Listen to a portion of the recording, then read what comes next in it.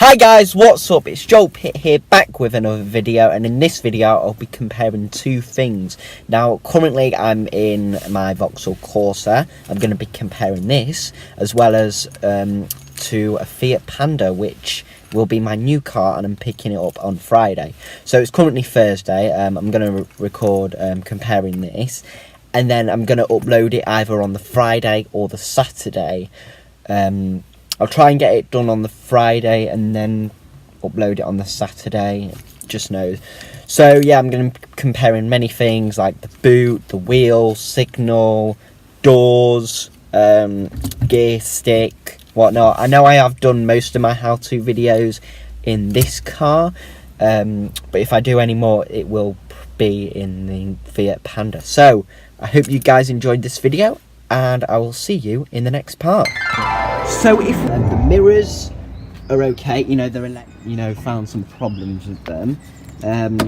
When wipers are okay. The boot, it is pretty small. Like, I don't know if there's anything else, but it is quite small. The boot. I've heard that boot is quite small. Doors the Panda, so should be all right.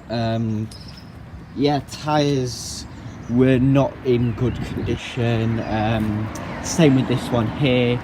So yeah, it's all right for my age. It is a good starting car, but of course you can have better. Seats at the back, there is more room. You lift this to bring it back and or whatnot. Handbrake, that's just easy to use. I've heard it's much different, the handbrake in the Fiat Panda, and also with the gearbox it's much higher, seats more raised, and this hazard light is down here, radio fingers up there. So the signal's on the left. I think the Panda is on the left one too, and the windscreen whatever is on the right, but like it's a twisty thing instead of the square whatever.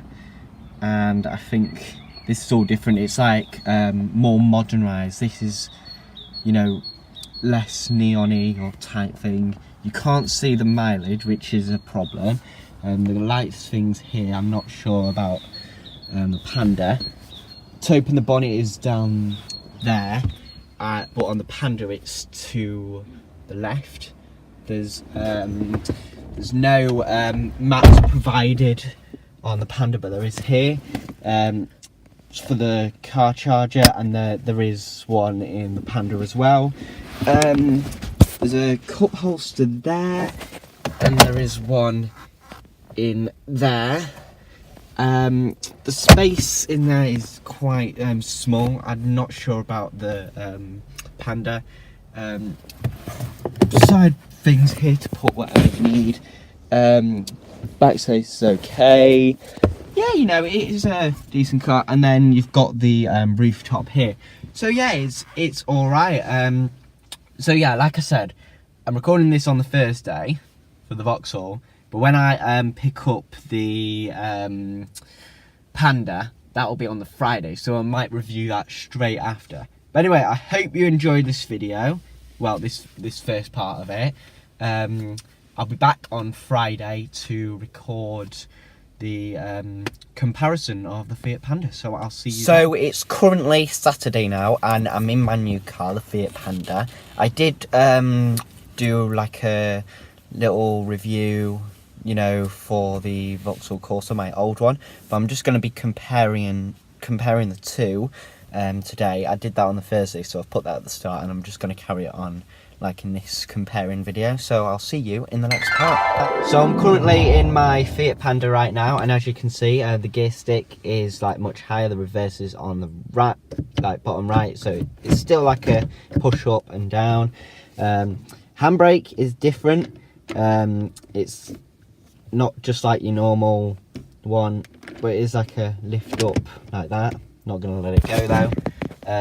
Radio's fine. There's a city mode for when you're reversing, light steering and around city centres. The mirrors, you know, much smaller. I have put my phone thing in and other stuff. There is like a car charger here. It's much better that you got 2 drinks fit, one here. There's one actually here. There's one here as well. Yeah, I don't know what that is as well. I don't know if there's any. No, there's no other like secret room. I only see 2 seatbelts. I don't know if the middle seat is actually available to sit in because there's no seatbelt there. Yeah, so it's, you know, the seats are fine, red in colour. They have been cleaned a bit, so that's good. So yeah, we're just gonna go out now and see on the outside. So yeah, the tyres are in good shape. This is much different. Instead of like, because with the Corsa I had to unlock and unlock twice, this one you just pull like that and you just insert instead of that's fine. And instead of like opening the boot from underneath, you have to put in the key and open it up. And this is the boot, so it is small. I don't really use the boot that much, so it's alright. You have the one reverse right there. It has the 4 doors, which is pretty good. So yeah, that's alright. So yeah, and also I have added my own mats, and of course to adjust the sheet you pull on a metal bar. Pull that forward, clutch, brake, accelerator. Nothing changed there, but yeah, like I said, I believe that over there is where you open the bonnet. It used to be over here in my Corsa. I don't know what these buttons do. Not sure about this. Something to do with the radio. That's for the back windows. So yeah, it's, you know, it's getting some used to, but I have driven it a bit. It's very good. So yeah, that is all for this comparison video. I might do some more comparison videos on different things, so stay tuned for that. Anyway, thank you very much for watching. Hope you enjoyed it, and also, you know, I'll probably do some journey videos in this, maybe how-to videos as well. So thank you very much for watching. If you're new around here, hit that subscribe button, hit that bell to make sure you're notified when my next video comes out. Leave a like and a comment if you enjoyed this video, and I'll see you in the next one.